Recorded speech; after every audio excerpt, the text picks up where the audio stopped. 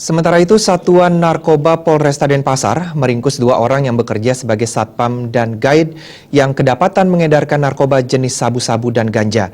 Keduanya diringkus pada tempat yang berbeda di Denpasar. Awalnya petugas menangkap tersangka EP 32 tahun warga Jalan Ide Bagus Oke, Denpasar. Dari keterangan pria yang kesehariannya sebagai satpam tersebut, disita 10,46 gram sabu-sabu yang disimpan dalam kamarnya.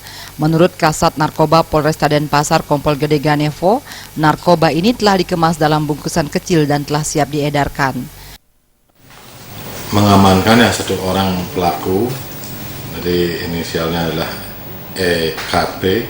Nah, kemudian memang pertama kita amankan pada saat dia transaksi, kemudian kita melakukan penggeledahan di rumahnya dan kita temukan barang ya sabu sejumlah 25 paket. Nah, jadi berat totalnya 10,45. Sementara itu, petugas juga meringkus tersangka Rad 27 tahun asal Jalan Letdareta Denpasar. Pria yang kesehariannya sebagai guide ini ditemukan 2 paket ganja dan 2 linting rokok ganja dengan berat keseluruhan 43,60 gram.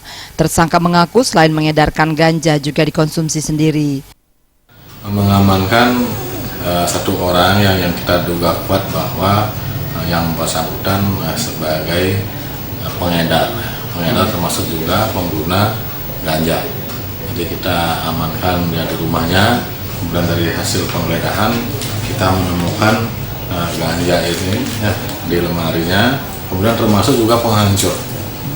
Jadi ganja ini dihancurkan dulu, kemudian dia dibuat seperti rokok, baru digunakan.